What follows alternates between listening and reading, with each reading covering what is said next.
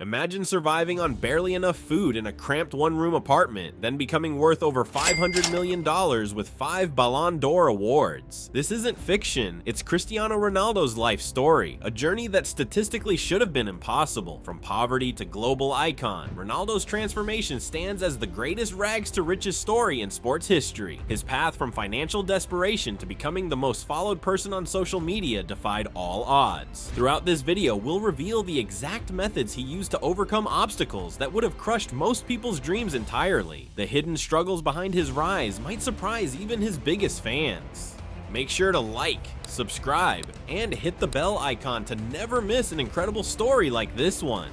In 1984, in the small island community of Madeira, Portugal, Maria Dolores Aveiro found herself pregnant with her 4th child while facing crippling financial circumstances. The pregnancy wasn't planned, and the family's economic situation had reached a breaking point. Maria seriously contemplated terminating the pregnancy, a decision that would have erased one of football's greatest talents before his first breath. The Aveiro family lived in stark poverty. Their home in Santo Antonio was a single room with a leaking tin roof where Cristiano would eventually share sleeping space with his 3 siblings, Hugo, Elma, and Liliana Katia. Privacy and basic comforts were luxuries they simply couldn't afford. José Diniz Aveiro, Cristiano's father, worked as a kit man at local football club Andorinha. His meager earnings barely supported the family, and his battle with alcoholism diverted much of his limited income, forcing Maria to become the family's primary provider. Maria took on multiple demanding jobs, cleaning houses, cooking, and whatever work became available across Funchal. Neighbors recall seeing her return home exhausted, only to begin household chores for her own family. Putting food on the table was a daily struggle. Years later, Ronaldo revealed how desperate their situation had become. "We were so poor that we would go to McDonald's near the stadium to beg for leftover hamburgers." Despite the overwhelming circumstances and practical arguments for termination, Maria made the life-altering decision to continue with her pregnancy. A flicker of hope in a relentless storm guided her choice. "I felt something special about this pregnancy despite our struggles," she later explained to Portuguese media. "Something told me this child would bring light to our lives." The family often couldn't afford new clothes, and young Cristiano frequently wore hand-me-downs. His first football experiences took place on the uneven streets of Santo Antonio, with balls made from rolled-up socks or whatever substitutes neighborhood children could fashion. Local residents remember Cristiano as the boy permanently attached to these makeshift footballs, playing from morning until streetlights came on. His mother noted he would cry when forced to come inside if a game was still ongoing. This harsh environment forged Ronaldo's uncompromising character. Each hardship became a lesson in perseverance. While other children played casually, Ronaldo approached football with unusual intensity, running additional drills after official practices ended, determined to distinguish himself through superior skill and conditioning. His childhood friends recall how he would skip meals to practice longer, often training alone against walls to improve his ball control. This self-discipline manifested early, with teachers noting his singular focus, even in elementary school. When asked about career aspirations, a young Ronaldo consistently answered that he would become a professional footballer to help his family escape poverty.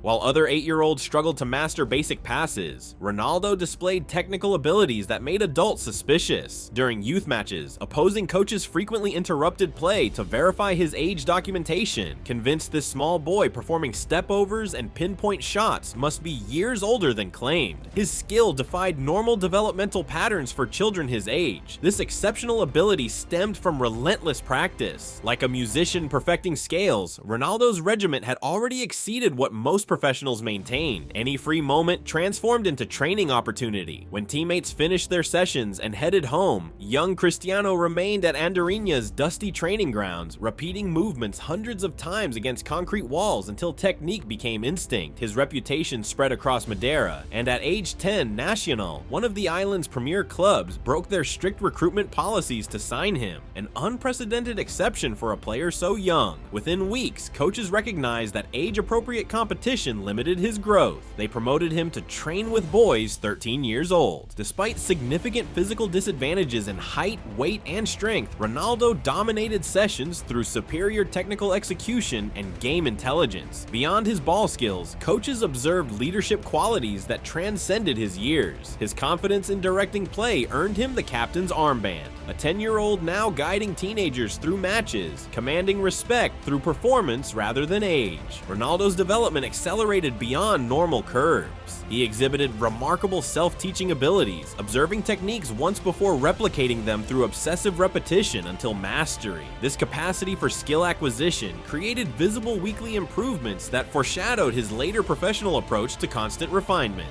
News reached mainland Portugal. Scouts from major academies traveled to witness the phenomenon, generating discussion throughout Portuguese football circles. The pivotal moment came when Sporting Lisbon representatives attended a youth tournament expecting moderate talent but witnessed Ronaldo score 5 goals against older competition, each demonstrating different skills, combining power, finesse, and tactical awareness. This performance triggered intense interest from Portugal's elite academies, Sporting Lisbon, Benfica, and Porto. A bidding war commenced for the 12-year-old, with each club promoting their development records and offering increasingly favorable terms. Sporting Lisbon presented the most compelling pathway, highlighting their reputation for developing international stars. Their proposal included comprehensive training, education, housing, and financial support that would significantly impact his family's circumstances. Accepting meant leaving Madeira, the only home he'd known. The night before departure, Ronaldo reportedly broke down crying, questioning whether his football dreams justified family separation. His mother, recognizing the opportunity's magnitude, encouraged him despite her own emotional struggle with sending her youngest child to mainland Portugal alone. While the tearful boy from Madeira adjusted to life at Sporting CP, a hidden danger threatened everything he'd worked for. At age 15, during what should have been a routine medical examination, doctors discovered something alarming. Ronaldo's heart was beating at a dangerously accelerated rate. The medical team diagnosed him with tachycardia, an irregular heartbeat condition where the heart races uncontrollably, like a ticking time bomb hidden in his chest that could detonate during intense physical exertion. The severity of the situation became immediately clear. Doctors explained that continuing high-intensity training could trigger heart failure during matches. The condition threatened not only his football aspirations, but potentially his life itself. For a teenager who had sacrificed everything by leaving his family behind, this diagnosis stood to destroy his emerging career before it truly began. The recommended treatment involved a precise laser procedure to cauterize the problematic area of Ronaldo's heart. This delicate operation carried significant risks. A millimeter's error could permanently damage the vital organ powering his athletic dreams. Though Ronaldo showed tremendous potential, the financial commitment represented a substantial gamble for Sporting CP. Recognizing his extraordinary talent, Sporting's medical team proceeded with the surgery, a turning point that would alter football history. Following the successful operation, doctors prescribed complete rest for recovery. For an athlete accustomed to constant movement, this mandated inactivity proved excruciating, demonstrating the determination that would later define him. Ronaldo resumed training just 3 months after the procedure, far earlier than medically advised, risking his recovery but revealing his unwavering commitment. During this recovery period, Ronaldo also endured severe bullying at school due to his distinctive Madeiran accent. His classmates mocked his pronunciation, adding emotional wounds to his physical challenges. Isolated from family and struggling to communicate effectively, these combined pressures forged his resilience. Rather than surrender, Ronaldo channeled his isolation into an intensified work ethic. The bullying motivated him to improve his mainland Portuguese, while his heart condition created a profound appreciation for his physical capabilities. Every training session became increasingly precious after nearly losing everything to a medical condition. This adversity shaped Ronaldo's psychological approach to football, installing a mental toughness that distinguished him from equally talented peers. The experience of fighting through potential career-ending obstacles transformed his relationship with the game. Just 3 years later, during an August 6, 2003 friendly match against Manchester United, the once fragile boy displayed explosive speed, technical mastery, and competitive fire that left the opposition stunned. The 18-year-old so thoroughly dominated United's defenders that the visiting players urged Alex Ferguson to sign him immediately after the match. The heart that had nearly failed him now powering performances that would change football forever.